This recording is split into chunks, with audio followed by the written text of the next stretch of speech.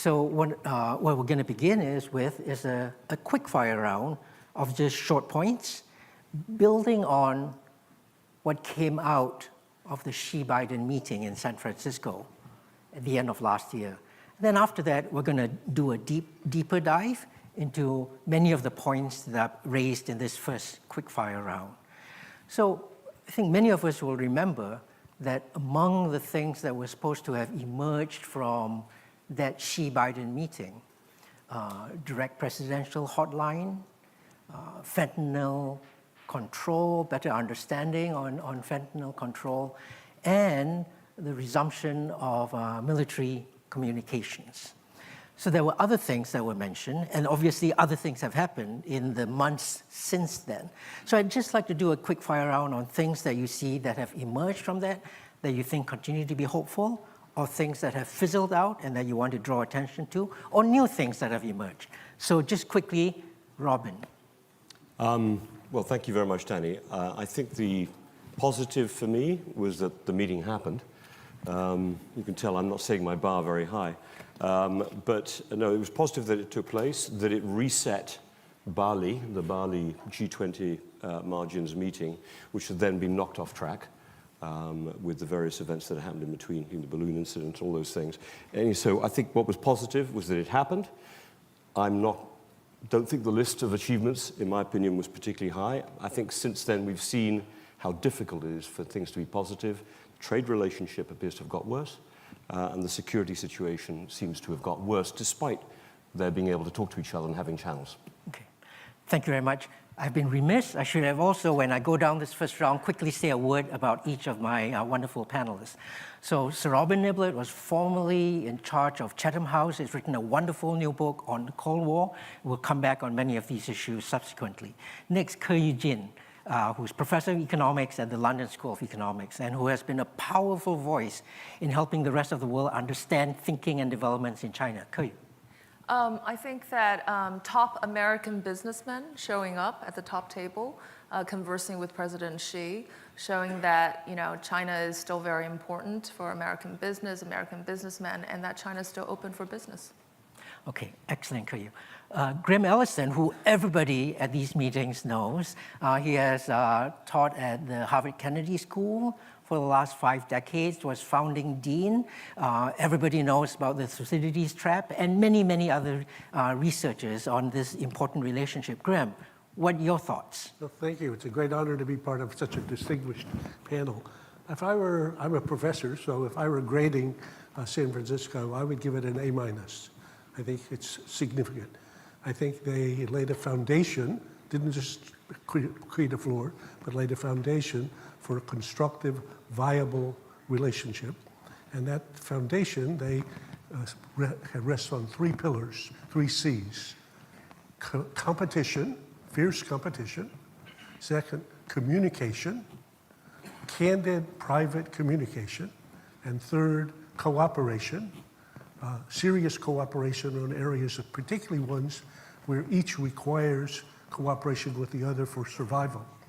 So if I watch and see what's happened since San Francisco, the most important part for me is adults who understand they have serious differences and challenges, who are talking privately, candidly, even about subjects we don't know what they are, but in which they're about the most dangerous and difficult issues. And if I watch in the behavior, so again, I don't know, I haven't seen a transcript of that conversation, though it went on for 4 hours between 2 presidents, and I know for sure it was a private, candid, very tough but clear conversation. I watch and see what happened in Taiwan with this transition. Both governments exercised extreme, even exquisite control. If I watched the number of military to military close encounters, it was going like this, and there's a sharp decline. So when you see a sharp break in a trend line, that usually is a clue. So I would suggest a number of things happened there, putting in place something that I regard as much more potentially positive. Thank you, Graham. Sorry, that's so long, but I think giving it an A- is a high mark. Absolutely, absolutely. Thank you, Graham, and for calibrating what we mean by A- as well, because different academic standards around the world. Yes, exactly. But thank you very much. Inflation has gone a long way, yeah. That's very helpful. Lin Kwok, a friend of mine from Singapore, but also now Lee Kuan Yew Chair of Southeast Asia Studies at Brookings Institution in Washington, D.C. Lin, your reading. Thank you, Danny, and thanks also to the World Economic Forum for the invitation to be here today, and of course to be with everyone. On the San Francisco meeting, I would say that it is certainly an important first step, so I agree with Graham on that, in that respect. But I think there's still the question of how to translate that important first step into meaningful collaboration on the points agreed to. And of course, as Robin pointed out, many security issues remain. And of these, I think I would point out two. First, on Taiwan, and we've had more strong warnings against foreign interference on Taiwan. And so the question, of course, is whether or not we are moving closer to a red line. And of course, that's concerning. And second, the South China Sea. And of course, we've seen military, encounters at air and sea decrease between the United States and China, perhaps. But of course, we have skirmishes around Second Thomas Shoal in the South China Sea between China and the Philippines.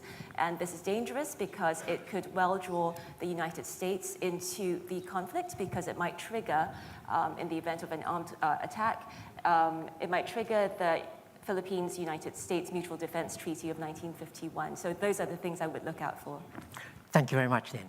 Li Cheng, director at the U.S.-based Center for U.S.-China Relations, and now professor of political science at the University of Hong Kong as well. Li Cheng, what's your reading? I'm honored and humbled to be with this distinguished panel, but also with a wonderful audience. I will use the term, they found a flaw rather than found a foundation to prevent the free fall of U.S.-China relations. In that regard, they achieved that, but it's not the purpose to change the direction.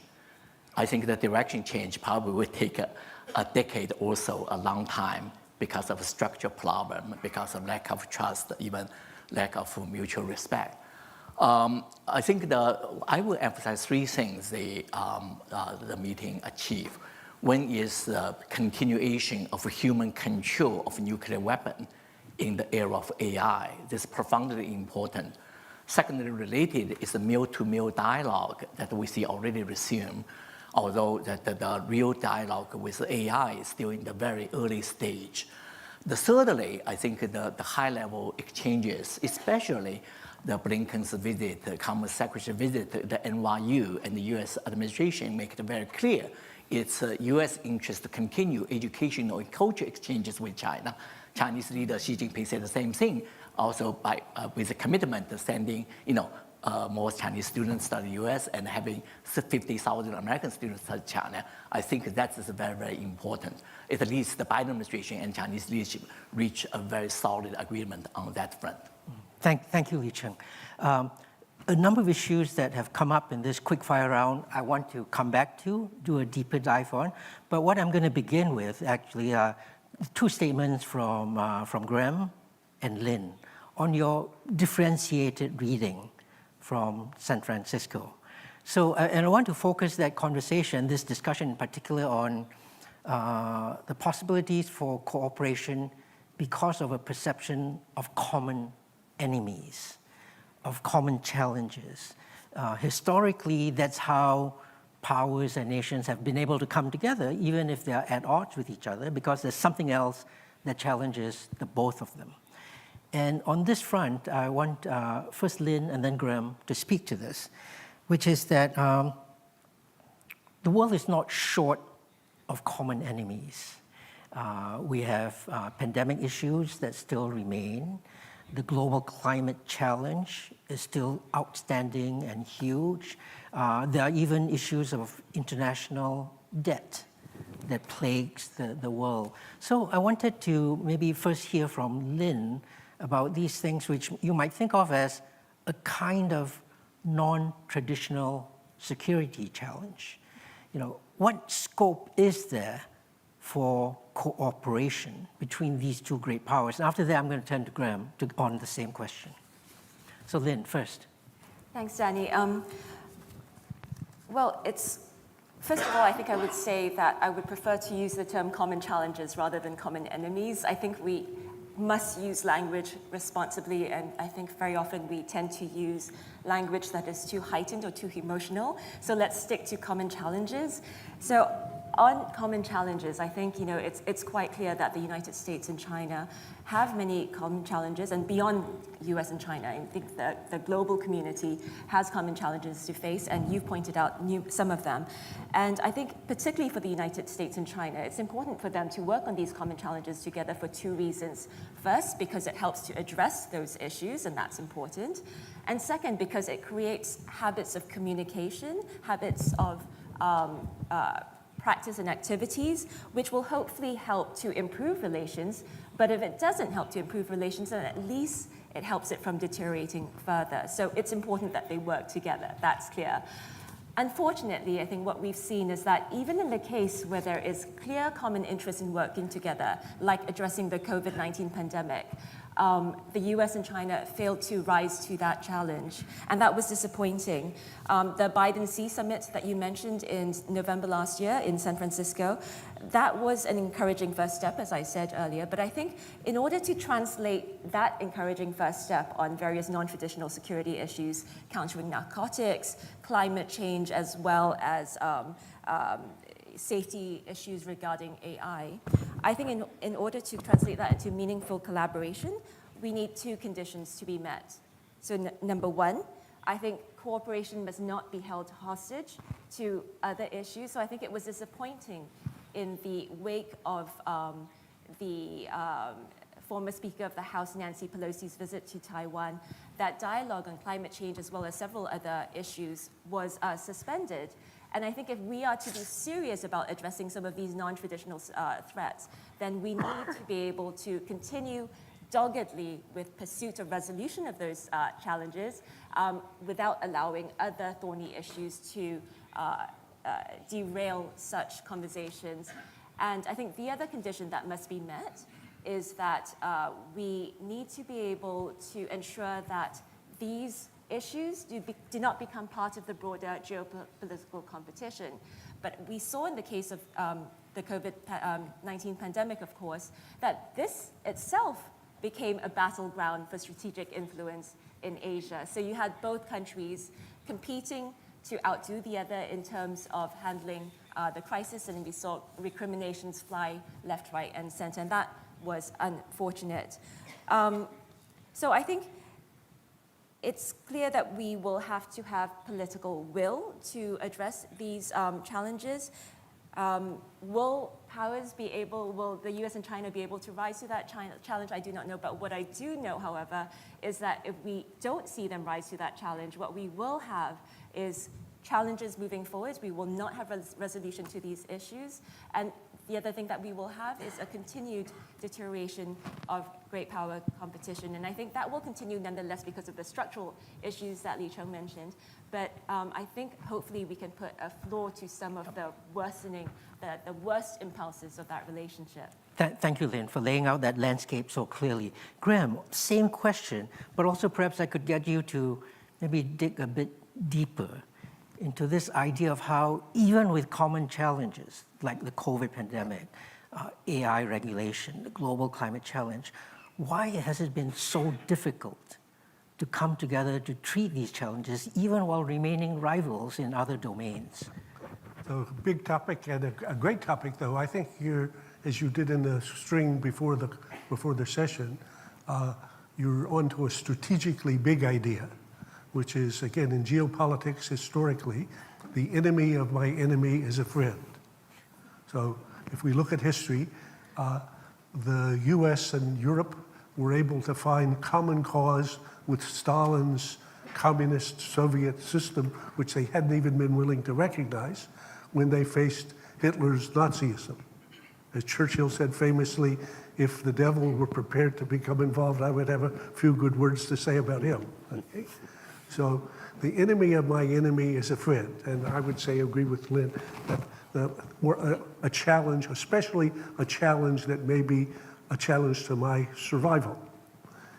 So that's point one. Point two, if we were to look at this, actually Ronald Reagan, again, apologies for his story, but it's a good story. So at one stage, Reagan was, after he got his mind around the fact that the two countries, the US and the evil empire, which he was sure was an evil empire, but nonetheless, they had nuclear arsenals that if they used them would destroy each other. So as he said famously, and is now part of the litany, a nuclear war cannot be won, because at the end of it you lost your own country, so must therefore never be fought. So now you and I have to find some way to do something to make sure that doesn't happen. Okay? So he was meeting with Gorbachev. This was at Geneva. I was there as a staff person. And he said to Gorbachev, if tomorrow we woke up, or this morning, and Martians had invaded the Earth, we would soon find ourselves shoulder to shoulder dealing. And the translator got the problem wrong to start with. And Reagan often talked, kind of elliptically. So the moderator wasn't sure whether Reagan thought Martians had invaded or not, so they got over that. But overall, look at the logic of it. If Martians invaded and were about to take over human beings, we would discover, lo and behold, whatever our differences are manageable. And I would say now, if we go to that to apply to the current situation, one big idea is the US and China today have nuclear arsenals just equivalent to what the US and the Soviet Union did. So they have a common shared interest in avoiding a nuclear war, of which the two would be the first victims. I believe President Biden and Xi have talked about that.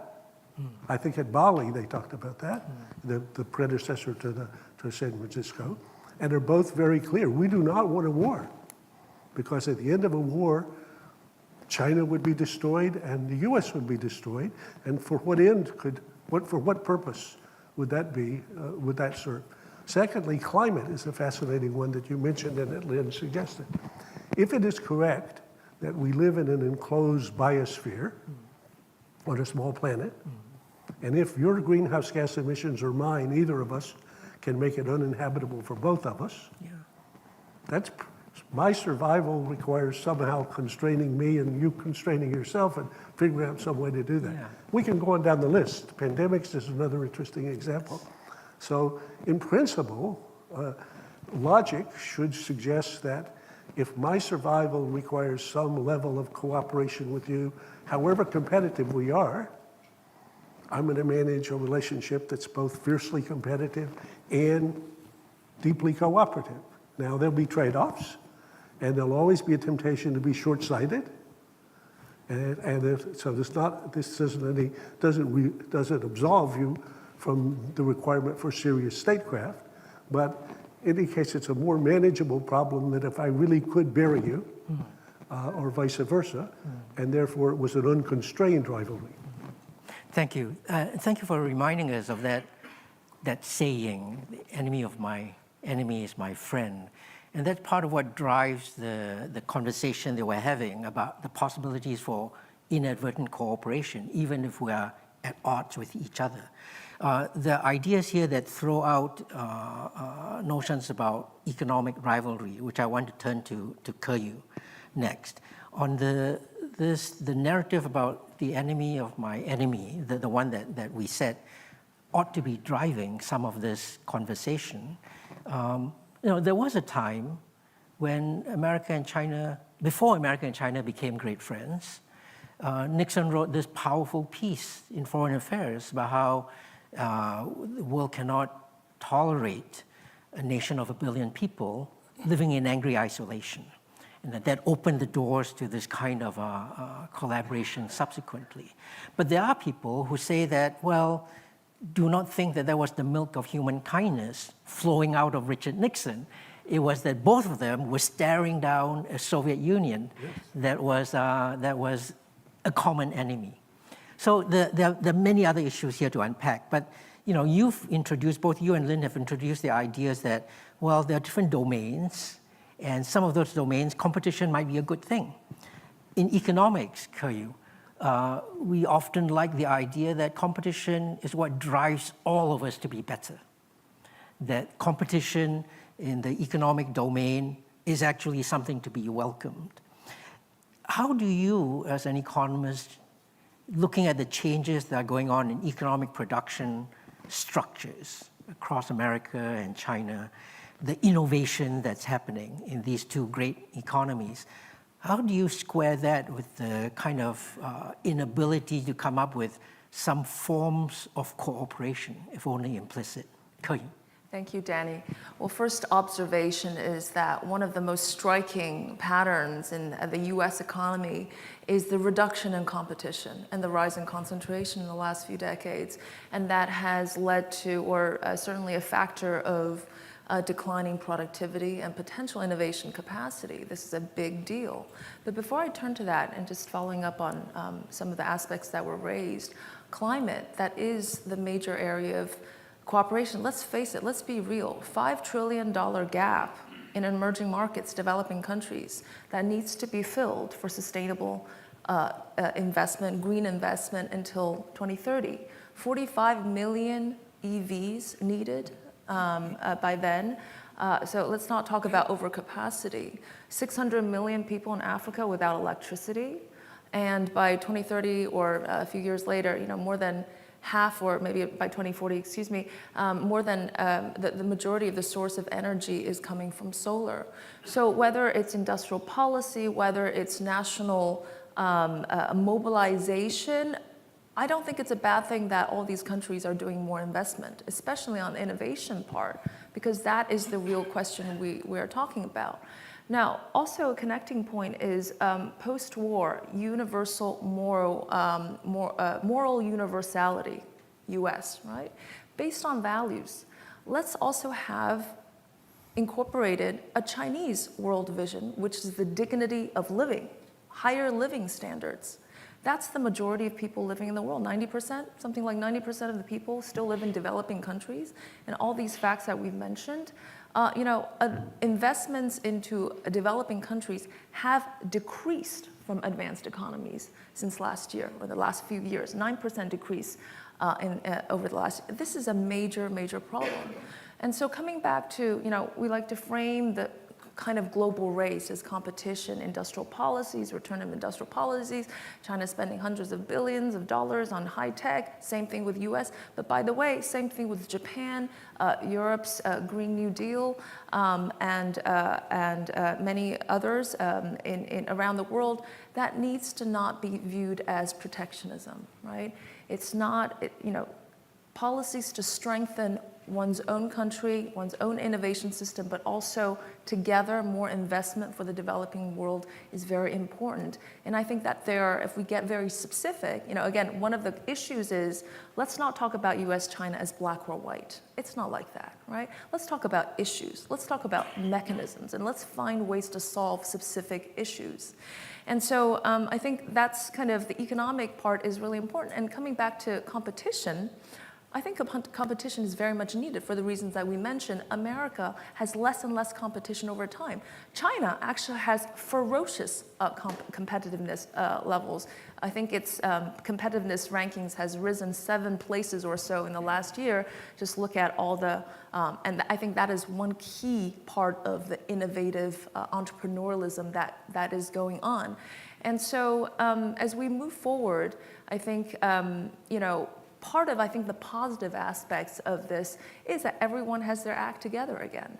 And there is more focused effort on the things that we talked about, more focused effort on innovation, but especially around technology. We need to have more conversations about AI regulations, about data regulation. I do believe that this is a phenomenal opportunity for the developing world to embark on the digital economy, maybe even leapfrog, where their physical infrastructure is also in a deficit of trillions of dollars. They might be able to leapfrog the traditional industries and be able to climb up the value chain, because one of the threats for them is that can they still manufacture their way out of poverty? Thank you. Thank you, Ke. You've introduced for us such a wonderful panorama of the global economic landscape. So many problems to be solved, so many challenges. But if I may, let me press you a little bit. Because if the idea here is we're trying to understand why great powers have not been able to come together to compete in a sensible way, to produce the 25 million EVs that we need. It's not that it's impossible to understand the hesitation and the circumspection that they feel. And let me spin this story. As economists, we like to say, well, there's a need, the global supply chain needs to provide it. In providing it, all of us are better off. International trade makes all of us better off. And while policymakers at a global level, economists like yourself, and sometimes like myself, can talk about these comparative advantage, the lived experience of ordinary people does not always conform with that. The lived experience of, say, everyday Americans in the Midwest, they're looking at a bleaker landscape. They're seeing shuttered factories. They're seeing jobs being shed. They're seeing control of technologies of the future being run by somebody else now. And so there's that fear. And in that fear, you can say, well, what we should be doing is investing more in infrastructure, educating our people, upskilling the workforce. We can say that. But the immediate reaction of many political leaders is that those are longer term. In the meantime, I've got to be seen to be doing something. And that doing something is more often than not lashing out at the other. What is the economic story we should be telling this side of the global conversation? Well, first of all, let's not forget pro-growth agenda, right? Let's put this front and center. Right? There's a return of politics. It used to be that economics drive politics in the Western world. Now it's the other way around. Don't give up the pro-growth agenda, and this is true for all the major countries we're thinking about, and also some of the smaller countries. Second, the return of the importance of trade. Trade, despite all these dislocations that we mentioned, but we're confounding a lot of the causes of trade and the causes of technology. A lot of it is just pure structural change leading to some of these dislocations, and also governments not doing enough, right, to help their citizens transition. But trade is front and center. It creates jobs. It's the source of productivity growth. This is what developing countries and most of these countries, smaller countries, will have to rely on. And speaking about trade, let's not kid ourselves. There's no way US and China can really decouple. It is the largest and second largest economy in the world. It is the biggest sources of demand and supply of all major things. And even if we've seen a trade restructuring or rerouting, where there's a little bit less direct trade between US and China, they're only one country away in terms of linkages. They're rerouted from countries like Mexico, Vietnam, Southeast Asia. This also gives more opportunities to other nations. But there's only one country away. And right now, in the last 10 or 20 years, we are in a global network. We've seen how with pandemic, with any kind of geopolitical shocks, one shock from one country propagates throughout the network. It's going to go from US to China through other countries, but they're still deeply embedded with each other. And we've seen also reorganization of capital flows, some of more capital flowing, let's say, to India, to Southeast Asia. I think global capital flows are still largely politically neutral. They will be searching for returns, and they'll be searching for diversification. So again, these two economies are the largest in the world. They are, in fact, even if indirectly, inseparable. Yeah, thank you.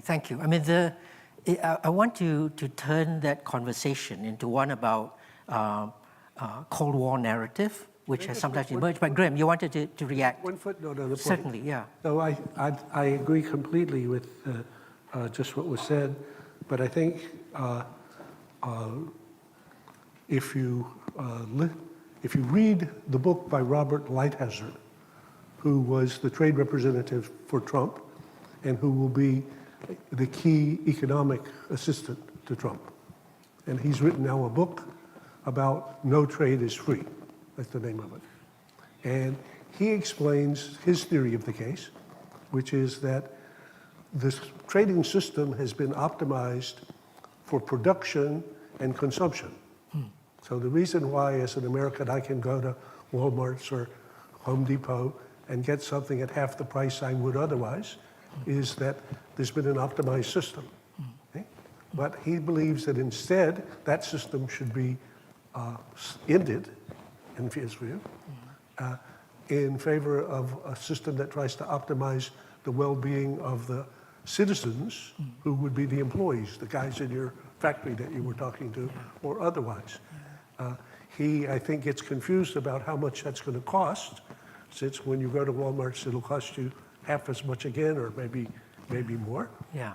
And I think he gets confused again about this mythology of the American worker who was on the car line and so forth. Yeah. But this is a serious thought now, and with a serious plan, and that's what drives the claim by Trump that he would end up putting tariffs at a level in which there would be no imbalance of trade between the U.S. and China. Now, the disruption that would cause, we would need an economist to explain to us, but I think it's at least worth noting what's beneath the question that you were. No, Graham, that's an excellent observation. And I might suggest that there's actually a sliding scale, a spectrum, a variable range between the pictures of economies performing well and economies running in a costly way, but falsely claiming how they are serving ordinary people. Even in conventional trade ideas, trade works because it changes price ratios. Every time prices change, someone will see price move against them. Someone is going to be angry, even if at the end of it all, for exactly the reasons that Ke has described, all of us actually benefit. But in the immediate short term, someone's going to feel shortchanged. And I think that if we're going to be serious about thinking about how we move forwards on cooperation, we need to have a narrative about how we alleviate the disruption there. And it's not 100 miles different from the way conventional economics thinks about inequality, about perturbations in inequality and poverty reduction. But I think that there's plenty to unpack here. But one of the things that's come out in this last part of the conversation is the importance with which we explain things to people, how ordinary people understand these changes going out there, because we cannot ignore them, whether we live in functioning liberal democracies or whether we live in non-functioning democracies. The views of ordinary people do matter. So I wanted to bring Li Cheng and Robin into the conversation here, because the two of you have thought about political relationships. Robin, you have most recently thought about how we reinterpret and we leverage the lessons from the Cold War. Because the Cold War introduced a narrative of how the enemy was seeking to replace our way of life. The enemy was seeking to damage our government. And no matter how many times we tell people, in trading partnerships, Beijing has no view on how America runs its government. And Beijing has no view on how Americans want to live their life. But nonetheless, there's a conflation of these political and economic narratives. And I wanted to bring first Robin and then Li Cheng into the conversation here about how we tell these political stories. Perhaps with a Cold War sort of perspective, what's the new way we should be thinking about the dangers from that kind of inappropriate interpretation, how we drive towards greater collaboration? Well, thank you, Danny, for laying it out that way. I mean, the reason I put the title on the book is I think we've got to call a spade a spade. So the first thing about the narrative, the dynamic, and you're absolutely right. I mean, in my interpretation, I don't think there's a desire or a focus on the part of the Chinese government to want to overthrow American democracy. However, there's a perception in the United States in particular, but I'd say probably shared in parts of Europe as well, that the insecurity that they believe the Communist Party feels about its own long-term governance and survival of China is one that may lead it then to make sure that other countries aren't too strong to challenge it or to undermine it. That countries that are run this way by one-party states tend to have an element of insecurity in them that can then lead them to want to project that insecurity and make sure that they're secure internally. You push, in Russia's case, boundaries outwards. but in China's case, you make sure you push influence outwards into your nearby region. And the US, for all of its own reasons, sees itself as a bulwark of stopping that particular expansion of influence. And by trying to stop that expansion of influence, and if you look at the last few years, and even the time since the San Francisco summit, the US efforts to strengthen its alliances with the Philippines, try to bring Japan and South Korea together as they've done in the recent agreement. Of course, that then is seen as, in Beijing, as actually directed against it and trying to undermine it. Of course, the US thinks it's supporting allies and preventing Beijing from extending its influence. I mean, we've been here before. There is a sense that each side sees the other as a deeper threat, almost inevitably because of the difference in their systems of government. And you can see right now in TikTok and the US administration effort to get ByteDance to sell TikTok, sell its interest to a US owner, a fear that somehow the fact that there's a different algorithm allowed in China compared to the one that's being deployed in the United States is done for nefarious reasons. It is to undermine US democracy. So, I mean, we can go in, don't sit and understand the motivations of all leaders, definitely not in Beijing.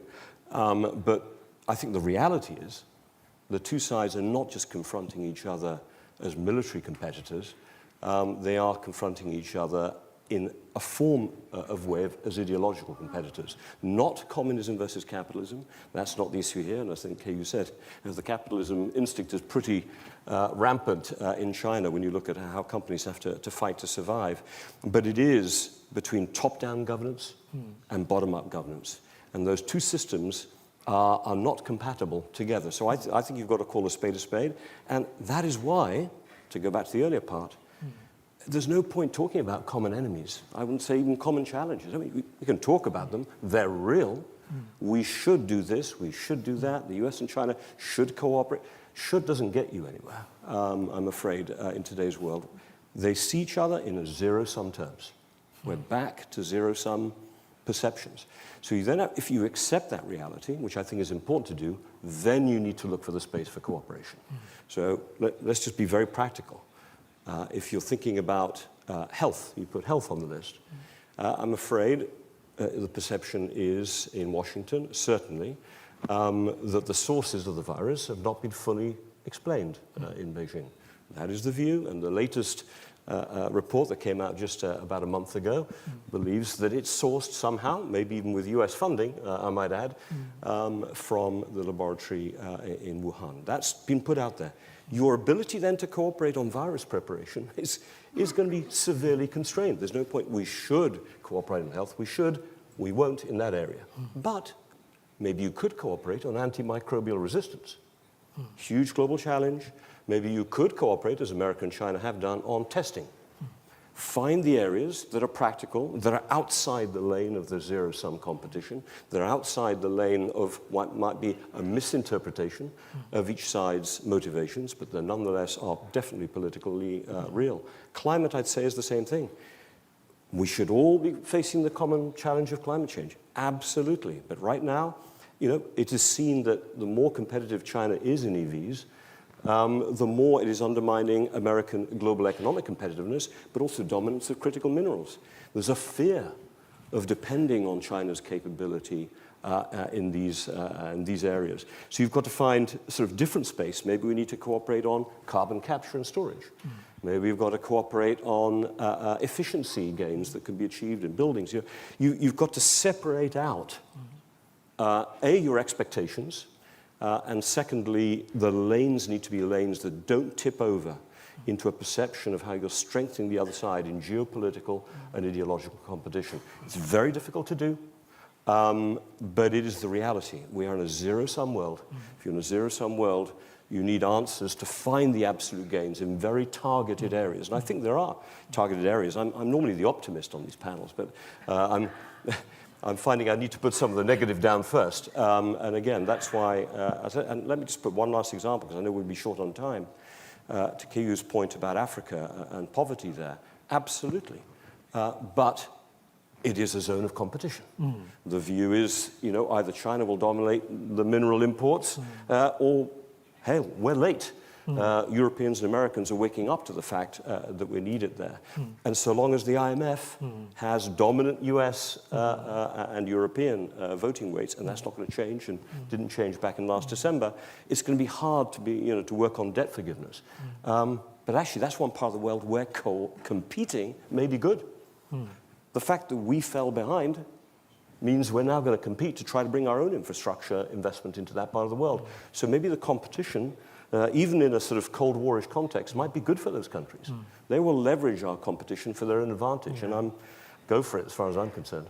Thank you, Robin. Li-Cheng, I want to turn to you in a minute, but I wanted to follow up, if I may, a number of things that Robin said, that you said so wonderfully, that the fact of the matter is, we can't deny it, there is a perception of the two great powers being locked in zero-sum competition. The fences that we've built demarcate that. So what we're trying to do here, and what you've tried to do in this intervention, is look for the gaps in those fences. Where are those? And they're not going to come from grand pronouncements about how, we must cooperate, otherwise we're all going to die. We're not going to get anywhere with that. We need to look for small gaps, small areas. Now, you've told us about health, and you told us about climate. I wonder if I could just as we finish here with your intervention, say a word or two about AI regulation and digital technologies. Is there any room there, or is that so set on security considerations we're firmly locked in zero-sum? Look, I'm not an expert in AI governance, and AI itself is sufficiently complicated for me. There are many people in this room and on this panel who know a lot more than I do. The commanding heights of technology are the commanding heights of economic capability, but also of military capability. And if you're in a zero-sum environment, that is going to be a zone of competition. So just to save time and leave time for others to speak on the panel and to come back in, I would say that hoping that we're going to cooperate in a grand scheme of AI governance at a time when each side is trying to make sure that they have the strength to be able to compete with each other, is going to be incredibly difficult. So where AI governance, maybe some of the seams are, to keep on going with my theme that you've got to look for the gaps. One, which I think Graham was alluding to early on, is trying to find areas where you will not permit AI to interfere. So command and control systems for nuclear command and control is an area that apparently was discussed, as I think Graham noted a second ago, in San Francisco. Now, you'd have to have some type of verification. Took a long time to get verification in the last Cold War. And of course, Putin has removed it now because he knows lack of transparency is a form of strength. With the limited trust there is on the two sides, I'm a little bit worried about that, but I think that is an area we should and must be focused on. Allowing autonomous weapons to be fully autonomous.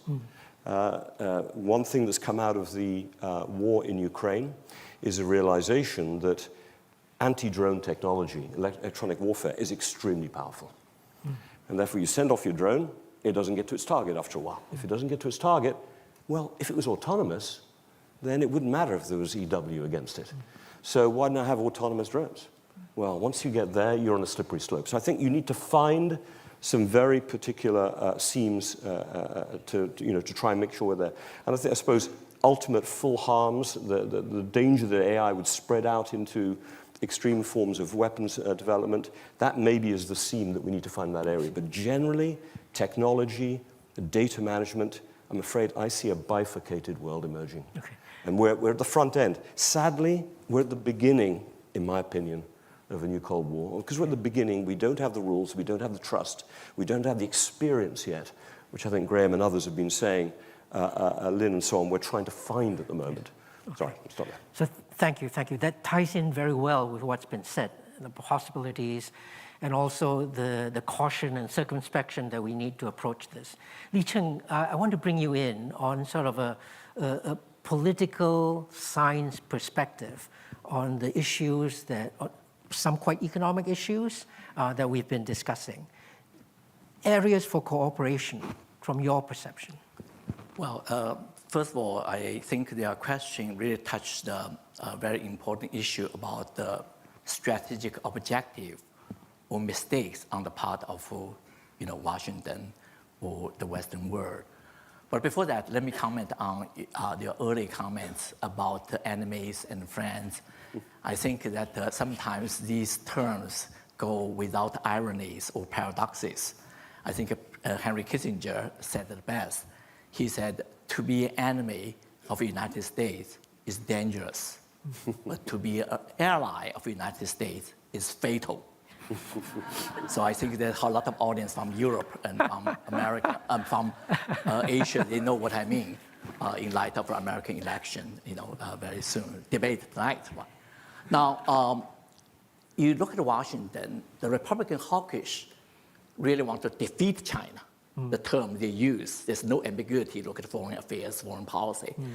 I mean, I just really shocked by how out of touch with the reality of China, how out of dated that the concept, they still use, as the previous panelists said so well, I do not want to repeat. Now, Democrats, no officials say the regime change or defeat China, but they do say want to slow down China.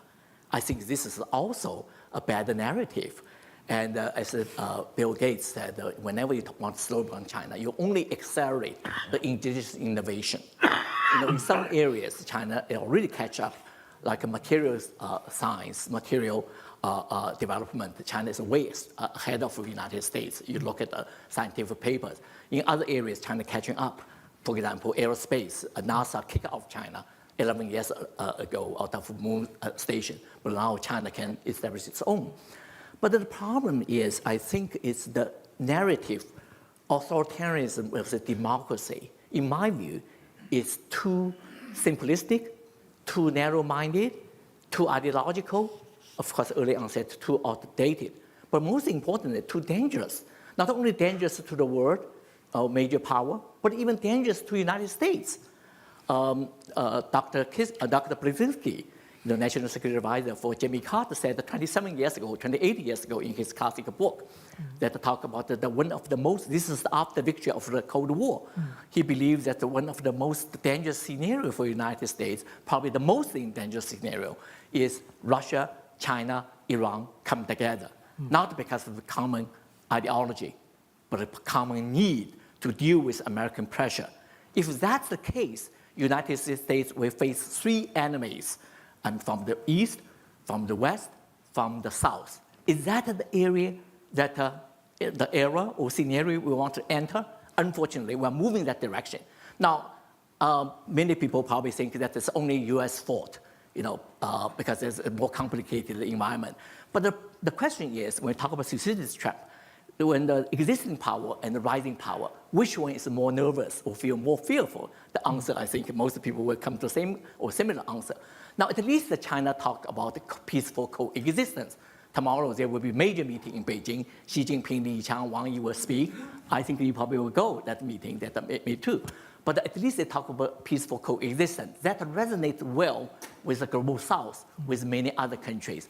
So my view is, U.S. need to review the narrative and to serve its best interest. This is what I wanted to add. Thank you very much, Li Cheng. I want Lin to come in, and then after that, if there are any other sort of immediate points to be made, I'm happy to take that from the panel. But otherwise, I'd like to bring the audience into the conversation. So Lin first, and then perhaps the audience. Thanks, Danny. Yes, I wanted to echo what I see as the danger of this Cold War narrative, the authoritarianism versus democracy. I think it's such a flawed narrative, and unfortunately, it really has taken root over the last few years. I think it's flawed for several reasons. First, because it unnecessarily deepens tensions between the United States and China. If we're talking about trade disputes or technology disputes, or even disputes over how to better handle climate change, then we can resolve those particular issues as long as the other side isn't seen to be an ideological enemy.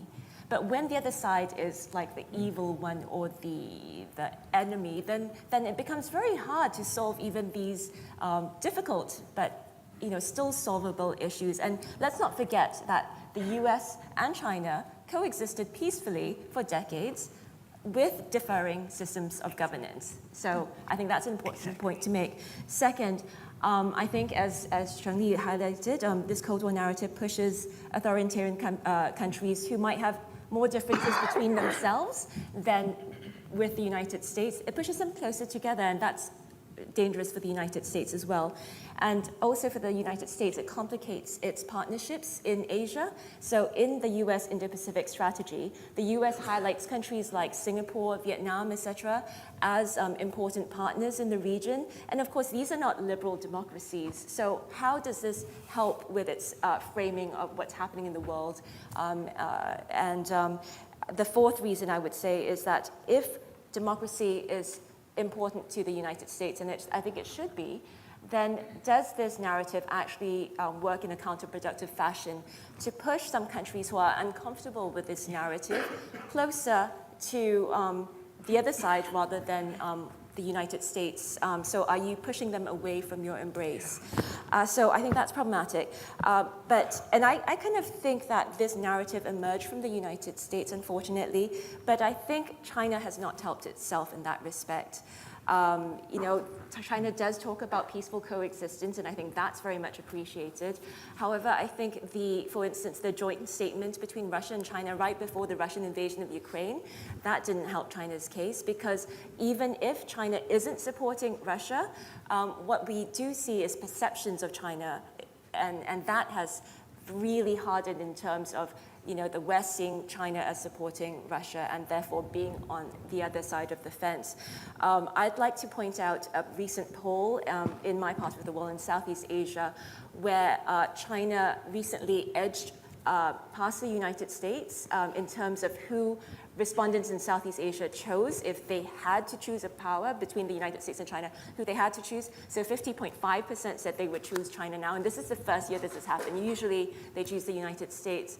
And I think if I were China and I were thinking about its priority is really, or its concern is really its strategic competition with the United States, its dealings with the United States. How does it best achieve a sort of response to the United States? And I think that's making more friends. If I were China, I would be seeking as quickly as possible to settle, if not the territorial disputes, but the maritime disputes with its neighbors in Southeast Asia, because I think that's the sticking point to actually consolidating China's position in Southeast Asia, which is in fact very strong, as the poll shows, but it can be further consolidated if it were to make nice with its neighbors on the South China Sea issues. So if I were China and trying to think strategically about these issues, this is how I would respond. Thank you very much. Graham. So I agree, most agree with, but let me go back to, I think, where you were. If I were to try to characterize what I think is a view that's substantially shared by both Biden and Xi about what's going on, I think it is that this is a long-term rivalry in which there are irresolvable differences because it really matters who settles disputes in the South China Sea or the East China Sea. If the US were to withdraw from the region, we would see these matters would be settled between the parties rather quickly in one terms, in the same way that if the US is to withdraw from Europe, we'll see that the Russian-Ukraine thing will be settled quite quickly on Russian terms. So it matters. It matters whether Hong Kong is ruled by British rule or Chinese rule. So there's a lot of issues here. So it's going to be fiercely competitive, and that's not going to go away. Right. At the same time, it's going to be intensely cooperative because each of the nations, I think they each understand, each of their nations' survival, not just their well-being, not just what's good, their survival depends on dealing with a common challenge or adversary. First, not having a general nuclear war. Second, climate. Third, probably the financial system has gotten now so entangled, it's not destruction, but it's certainly a depression. So can you be both rivals and partners at the same time? That's the exploration I've been on for some time. Yeah. I think actually in Chinese history, you find examples, and in Chinese philosophy, lots of more nuanced complexity in which it's not black and white or either or. It's Wu and Yue, two guys in a boat who are deadly adversaries, but the ship on which they're sailing sinks. They find themselves in a rowboat that's too wide for either of them to hold both oars. So they have to cooperate to row together to survive. Well, I would say that's an interesting example. I like the rivalry partnership concept in the Sung dynasty with the Sung and the Liao. So you look and you say, how in the world can you be both my fierce rival and my partner at the same time? The answer is, well, it's complex. Life is complex. If you ask Tim Cook, this is an interesting case, which I have done. So Apple is a fierce competitor with Samsung for selling smartphones. But who is Apple's principal supplier? Samsung. So you say, well, wait a minute, how can one of your fiercest rivals be your essential supplier? Yeah. He says, your life is complicated. Yeah, yeah. I like the life is complicated meme. It opens up possibilities. It's when we drive the conversation to binaries, to 0-1, right or wrong, with me or against me, that we get into these challenges that we don't see a way forwards. So much wisdom in this panel, but I'd like to see if the audience, I see the audience is quite engaged. Do we have microphones to, okay, so first the gentleman in the back, and then over here, and then the lady in front. So, and then I know there are others, we'll come back to you if possible. So the three of you, questions for the panel. Three of you go first, and then the panel will respond. Okay, sir. Question for Professor Allison. So we know that the Sino-US relationship is facing some challenges, and the Thucydides trap is coming up likely in a cold way, but not in a hot way. So what's your opinion? And for Professor金刻羽, do you expect there will be more soft words after the US election, given that there has been already some tariffs on China this year? Thank you. Thank you very much. Over here, please. I know we're desperately running short of time, so make your questions short and punchy, and we'll do as much as we can. Thank you so much. Very briefly, do you see a role for the swing states, if you will, those countries that either because of their political representation in the world or economic sway might be able to maintain relations to both poles, UAE, Brazil, and others? Do you see a role? What could it be? Thank you. And then in front here, final question, and then I come back to the panel, please.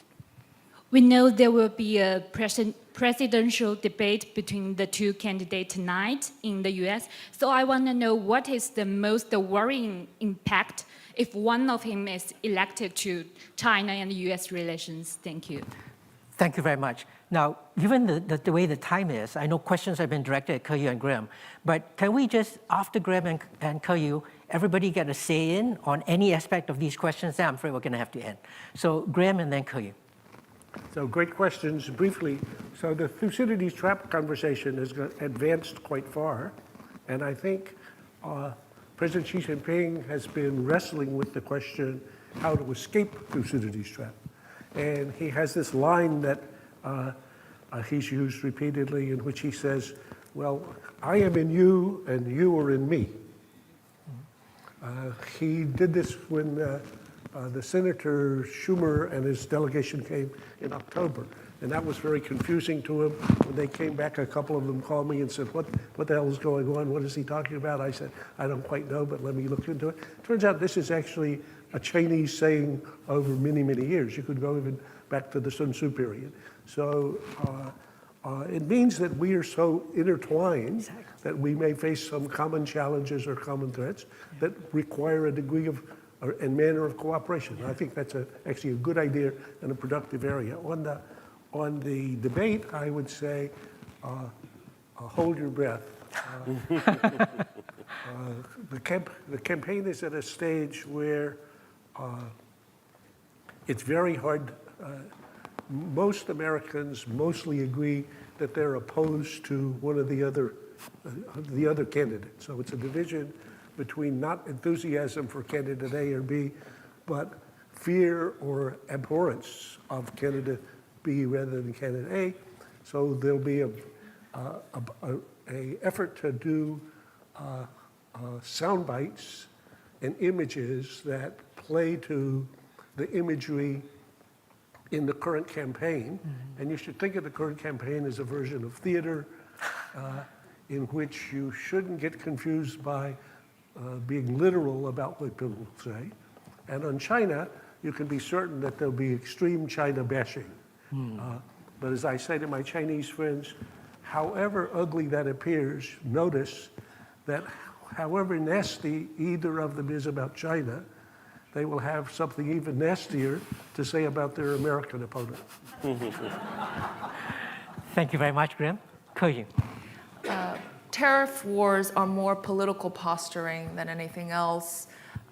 China's exports of the renewables EVs to the US is insignificant in comparison to its export to Europe. And also in terms of the renewables, EVs, et cetera, it only constitutes around 5% of total Chinese exports worldwide. Thank you. So we're going to finish up now with your response or your final thoughts, Li Cheng, Lin, and then Robin. For other countries, I do believe, particularly Europe and Asia, they do not have the hegemonic ambition or complex that's different from the United States. And many countries also economically more relying on China. Just to give the example of UK, actually, I just want to share with you one number.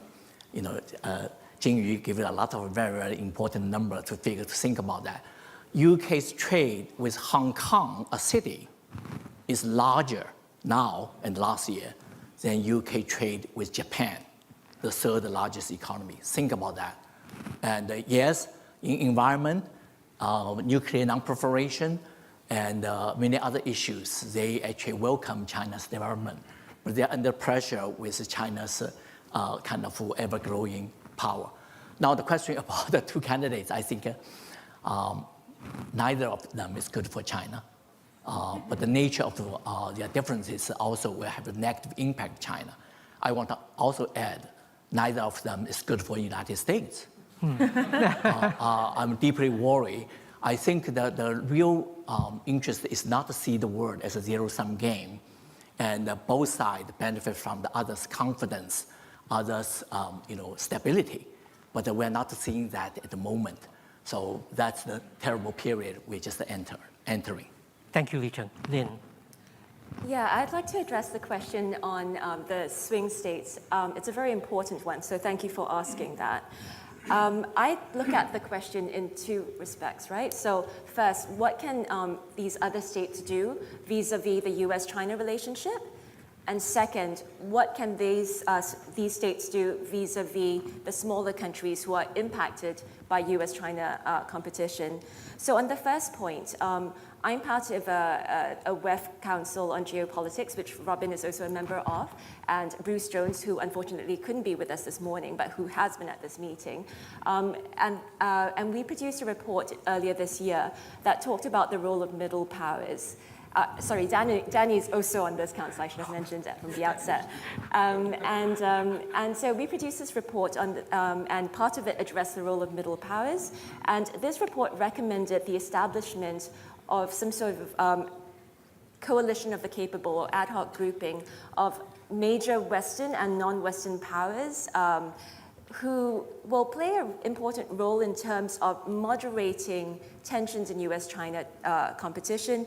You know, if the US and China start undermining the rule of law, undermining the multilateral order, these middle powers can step in to moderate their worst impulses. They can also establish quiet diplomatic channels for the US and China to lower their rhetoric and lower tensions. So I think that's one important role that other powers can play. The second important role that they can play is vis-a-vis the smaller countries who are caught in the middle of US-China competition. They don't want to choose between the United States if given a choice. And other powers, say Europe, Japan, Canada, India, these countries can all play an important role in expanding the strategic and economic options for smaller countries. because the rule of law is really important. It's really the backbone of economic progress and prosperity, as well as security. And the rule of law can only be supported and defended in real and concrete terms if countries actually have the real option of adhering to the rule of law and supporting the rule of law and defending the rule of law. So having these economic options and strategic options expanded by middle powers, I think that's critical for the region. And I think if we look at polls in the region, in Asia, in Southeast Asia, you'll see that in this respect, Europe as a grouping fares very well, and so does Japan. So I'll just leave it at that. Thank you. Thank you, Lynn. We're way out of time, Robin. A punchline to take us out. Yeah, punchlines, 3 punchlines, but very quick. My biggest worry, closer relations and the perception of closer relations between China, Russia, Iran, and North Korea.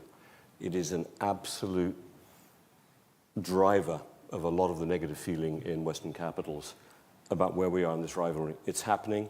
I don't know what China does about it, but my biggest worry, one of my biggest worries. My second biggest worry, my second point, depending on who wins the US presidential election, we will have a US with allies or a US without allies. And I think Kissinger, who's not always right, by the way, was wrong. Being an ally of the US has not been fatal for European countries. It's been a fantastic bonus, continues to be. But if Trump comes in, you know, he doesn't care about allies. He has to be nice to them. And that's not something he likes doing. So that would be my worry. My positive is exactly where Lynn was. And on the swing states are the discipline on the geopolitical rivalry. I think India is playing its hand especially well. The G20 becomes very important in this, especially with the African Union in it. So I see real hope. I think all those countries that are known as countries of the Global South are actually part of the positive solution that'll keep us focused on the global challenges that we've talked about here. Because in the Global North, we're stuck in a competition. Yeah. But the Global South is saying health, food security, environment, focus on it. And I think they'll make us do it.